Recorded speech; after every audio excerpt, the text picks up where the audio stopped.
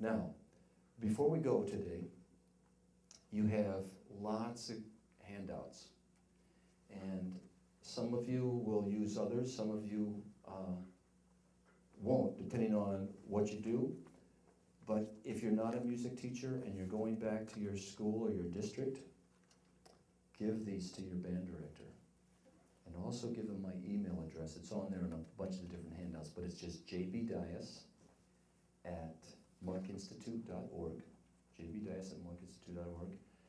And just very quickly, the jazz fundamentals, this is what you can give to your band director to give to your pianist. And I've got lots of mnemonics, memory devices to help, like a good classical player or even a medium classical player, be able to play jazz voicings, jazz piano voicings. Everything's self-explained in here. And if anything isn't clear, they can email me or call me. My number's on here somewhere. At the bottom, it's there. This handout, nomenclature. Nomenclature just means chord symbols. This explains all about how chord symbols are used. So if you have if your band director at your school is an oboe player and hasn't dealt with chord symbols, this is all self-explained in this article I wrote for Jazz Player. And by the way, the article isn't this thick. The article is just 3 pages. But I got lots of charts. Fun things to do, fun with jazz. The yellow sheet, of course, is the forms. This right here, the green sheet, guitar voicings. For Song from My Father, this is how your guitar player would probably play F minor the first time, and then E flat 7, and then D flat 7, and then the G minor with the C and the bass, and then F minor. And with bass player, this is how he might sound from the beginning. 2, 3, 4.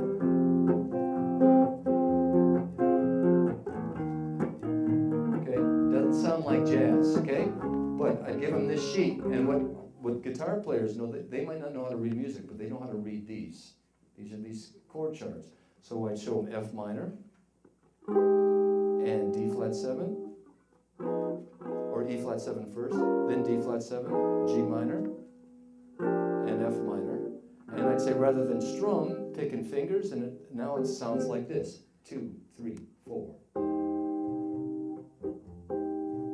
So that sounds more like jazz, just because of this sheet, okay? So the first thing you want to do is get them to sound like jazz, and then they'll understand it, okay?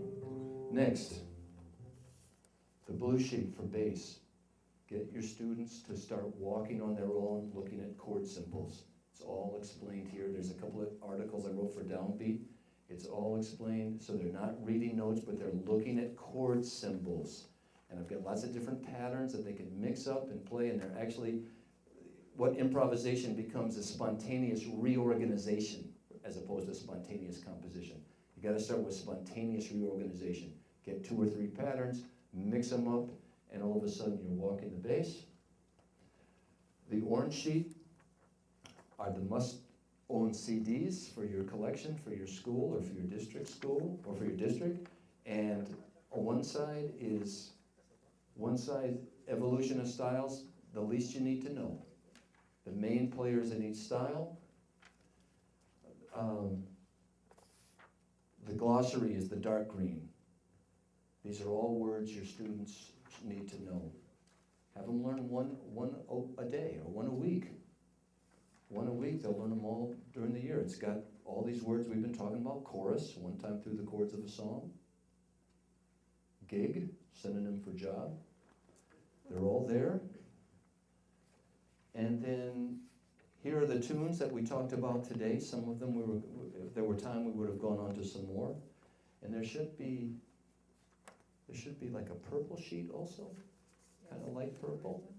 Purple for percussion. And that's you give that to your drummer to learn how to play a bossa nova and a samba. That's oftentimes things they don't have. And there's some simple patterns there. Now, if you're not a musician, give this to your band director.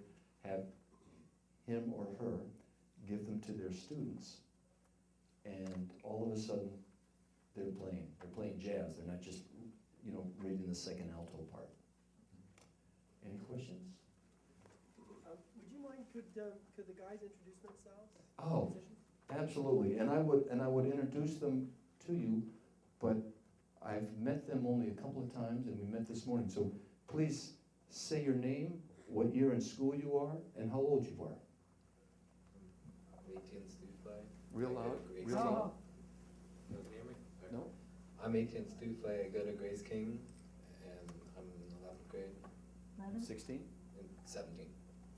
How long have you been playing sax? Since 4th grade. Put the mic right up to your lips. Since 4th grade. So about 8 years. My name is Linton Smith. I play trumpet. I go to Noka and Ben Franklin High School. I'm 16. I've been playing for about 5 or 6 years, I think. You're a junior? Yes, I'm junior. My name is Jeremy Marks. I'm a sophomore. I go to Noka and Mandeville High School, and I've been playing for 4.5, 5 years. Hello, my name is Miles Abat. I am 15 years old. I'm a sophomore at Warren Easton in Noka, and I've been playing drums for about 8 years. Hi, my name is Jason Weaver. I'm a senior at Ben Franklin High School and Noka. I've been playing bass for about 6 years. My name is Shay Pierre. I go to East St. John High School in Noka. I'm in the 10th grade, 15 years old. I've been playing piano for about 9 years. Could you? 15 years old, yeah. What is NOCA? NOCA is the New Orleans Center for Creative Arts. NOCCA, New Orleans Center for Creative Arts. And what that is, it's a performing arts high school program, which is what we call a pull-out program. In other words, all the students go to their neighborhood schools in the morning, Gotcha. and then they go to NOCA in the afternoon where they get regular credit and honors level credit for their arts courses. And besides music, they have dance, drama, visual arts, and creative writing. Anything else? All right, thank you, everybody. Thank you. Listen, one more thing. If you want these handouts as either PDFs or Word documents, just email me and I'll send them to you. The reason why I say the Word documents, because then you can manipulate them, paste them, put them into other things. So if you want copies of this for your computer, email me and I'll send them to you via email. Thanks. Thank you. Thank you.